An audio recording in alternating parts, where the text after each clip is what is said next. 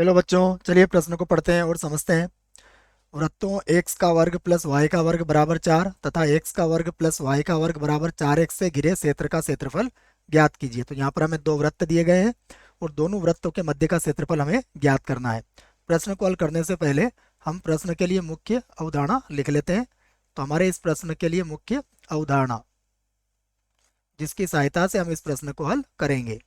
मुख्य अवधारणा में सबसे पहले हम वृत्त के समीकरण का मानक रूप लिखेंगे। तो वृत्त के समीकरण का मानक रूप और व्यापक रूप दोनों की हम यहाँ पर बात करेंगे। देखिए, अगर हमें वृत्त दिया जाता है एक्स का वर्ग प्लस वाई का वर्ग बराबर आर का वर्ग, तो इस वृत्त का जो केंद्र होता है, इस वृत्त का केंद्र सदैव मूल बिंदु होता है 0 0, और इसकी जो त्रिज्या होती है जिसको हम आर से व्यक्त करेंगे, तो आर बराबर हमारा आर ही होगा।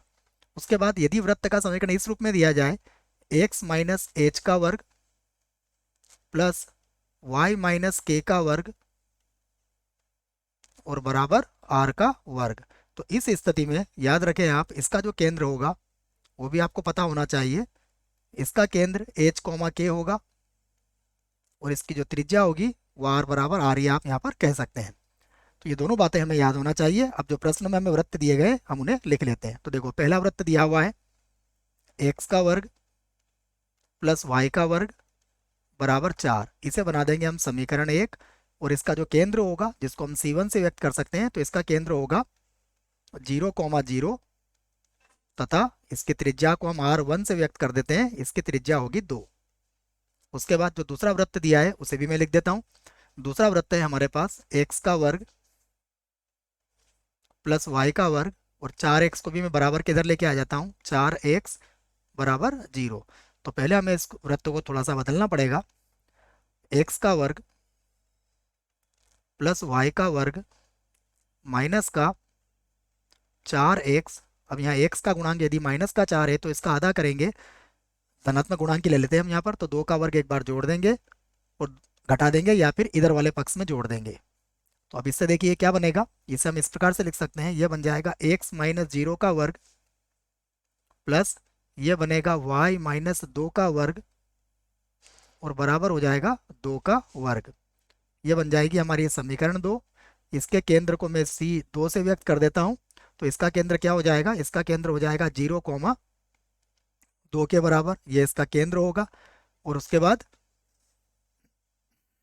ये बच्चों थोड़ा सा हमने इसको एक बार ठीक कर लेते हैं, क्योंकि ये थोड़ा सा हमने प्रश्न को, यहाँ से मैं इसको मिटा देता हूँ। देखो, ये 0 आएगा और यहाँ 2 आएगा, ठीक है ना बच्चों, क्योंकि हमने ये सूत्र बनाया है, ये x का वर्ग माइनस 4x और 2 का वर्ग, तो ये x माइनस 2 का वर्ग होगा और ये y माइनस 0 का वर्ग होगा। इस आधार पर इसके केंद्र भी बदल जाएंगे, इसके केंद्र हो जाएंगे 2 0। तो ये केंद्र होगा इसके, ये हो गया 2 0। और इसके बाद इसकी त्रिज्या को हम R2 से व्यक्त कर देंगे। त्रिज्या की कितनी होगी, इसकी 2 होगी। तो जैसा हमें कि क्षेत्रफल ज्ञात करना है, तो हमें इन दोनों का प्रतिच्छेद बिंदु भी ज्ञात करना पड़ेगा। तो हम समीकरण 1 और 2 को हल करके इनका प्रतिच्छेद बिंदु ज्ञात कर लेते हैं, उसके बाद फिर इसका चित्र बनाते हैं। तो समीकरण 1 व 2 से समीकरण नंबर 1 और 2 को हल करेंगे, तो एक्स का वर्ग प्लस वाई का वर्ग देखिए 4 के बराबर है, तो यहाँ लिख देंगे हम 4। उसके बाद आ जाएगा हमारे पास माइनस का 4x और बराबर कितना आ जाएगा, 0। यहाँ से अगर आप ध्यान से देखेंगे तो x का मान कितना आ जाएगा, x का मान आ जाएगा 1। ये हमारा x का मान आ गया। अब ये मान हम समीकरण 1 में रख देते हैं, जिससे हमें y का मान मिल जाएगा। तो 1 का वर्ग प्लस वाई का वर्ग बराबर कितना है, 4। यहाँ से हल करेंगे तो ये 3 हो जाएगा, अर्थात y बराबर हो जाएगा प्लस माइनस वर्गमूल 3। तो हमारे पास जो प्रतिच्छेद बिंदु आएंगे वो हम लिख सकते हैं, प्रतिच्छेद प्रतिच्छेद बिंदु। देखिए, पहला बिंदु क्या आएगा, x का मान 1, मैं दोनों बिंदु एक साथ ही लिख देता हूँ, प्लस माइनस वर्गमूल 3। अर्थात एक बिंदु होगा 1 कॉमा वर्गमूल 3 और दूसरा बिंदु होगा 1 कॉमा माइनस का वर्गमूल 3।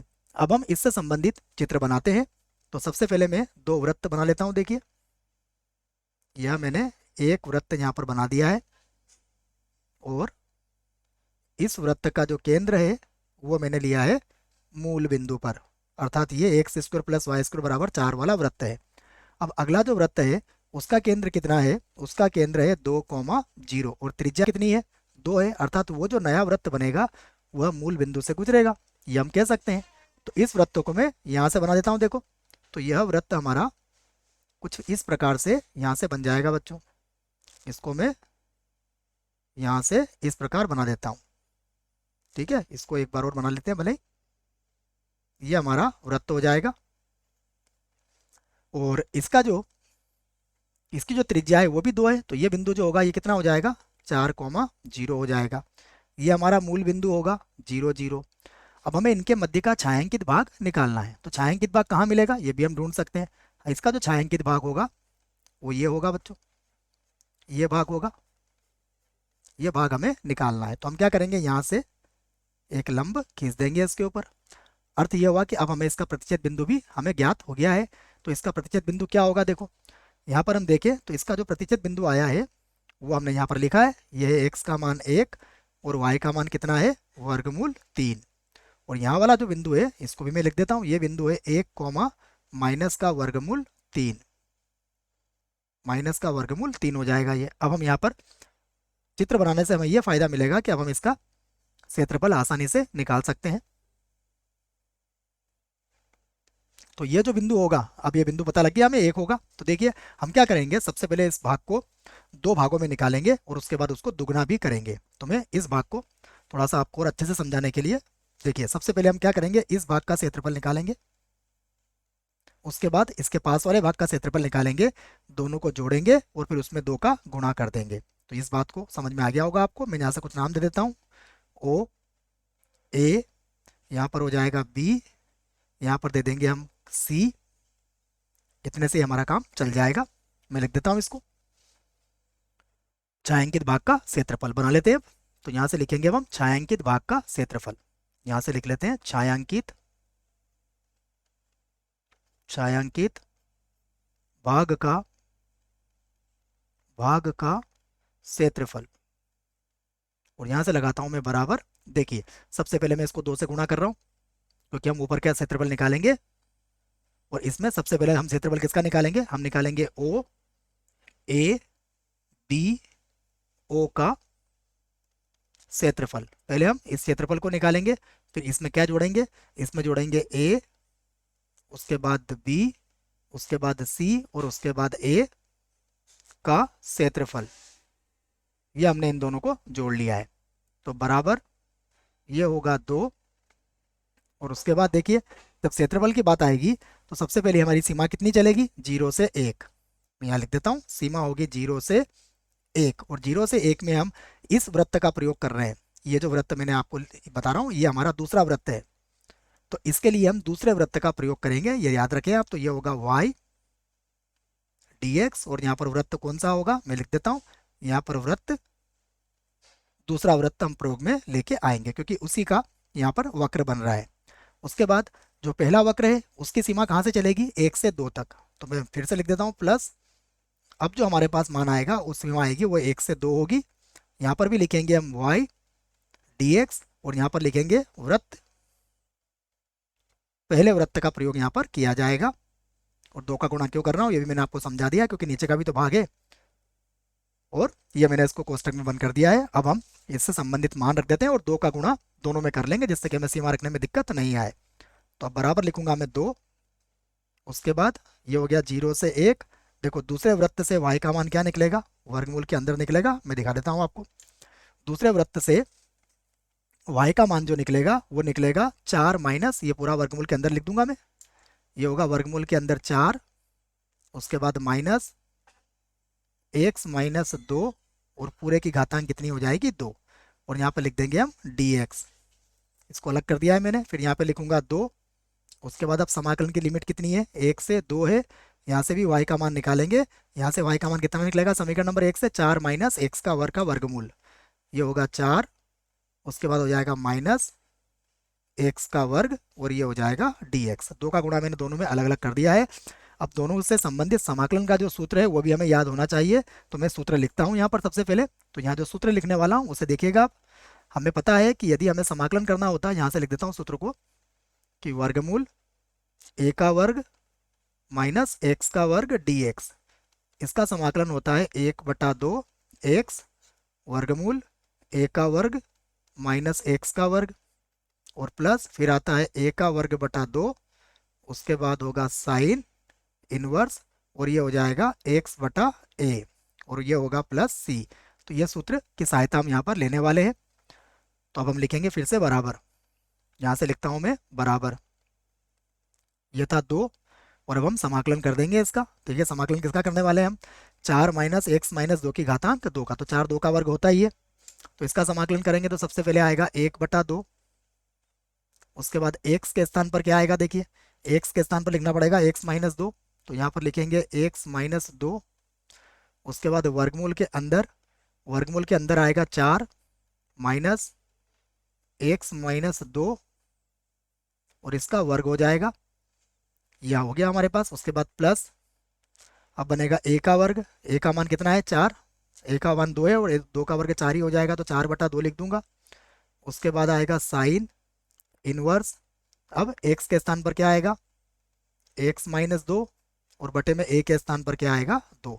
तो ये मैंने इसका समाकलन कर दिया है, जिसकी सीमा कितनी है, जिसकी सीमा है 0 से 1। ये पहले भाग का समाकलन हुआ है बच्चों, सवाल बड़ा है, ध्यान से देखें आप।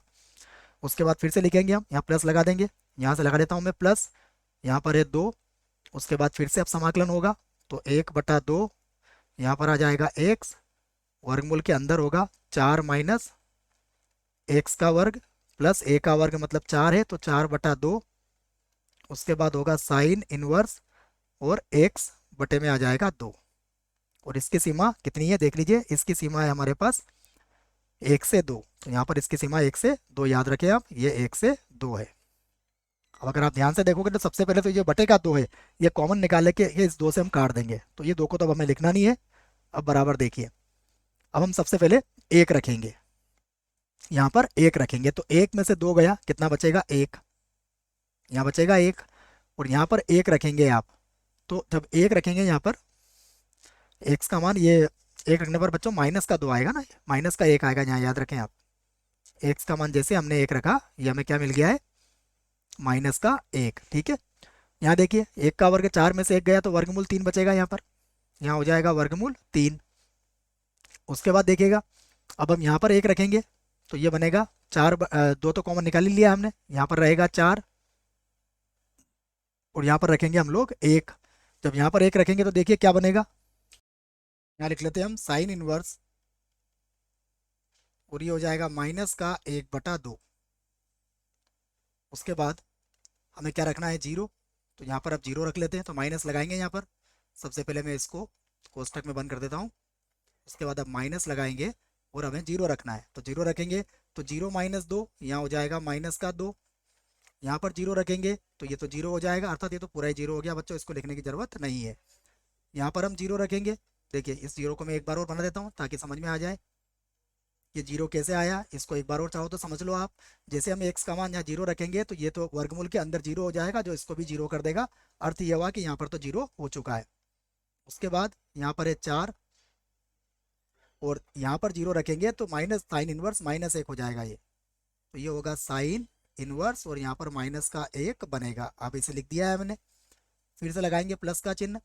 अब हम यहाँ 2 का प्रयोग करेंगे, देखिए 2 से 2 कट चुका है, इसलिए याद रखें आप। अब हम 2 रखेंगे यहाँ पर, फिर से कोष्टक लगाया मैंने। जब 2 रखेंगे तो 2 में से 2 गया, ये पहला वाला पद तो 0 हो जाएगा।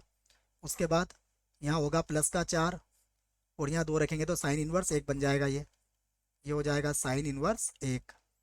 उसके बाद अब माइनस का चिन्ह लगाएंगे और 1 लिखेंगे, तो यहाँ पर जब 1 होगा तो एक्स का मान तो 1 है, लिखने की ज़रूरत नहीं है, तो ये वर्गमूल 3 होगा यहाँ पर हो जाएगा वर्गमूल 3, प्लस यहाँ बचेगा हमारे पास 4, और ये साइन इनवर्स 1/2 हो जाएगा, साइन इनवर्स 1/2 होगा ये। और अब हमने इसका भी कोष्टक बंद कर दिया है।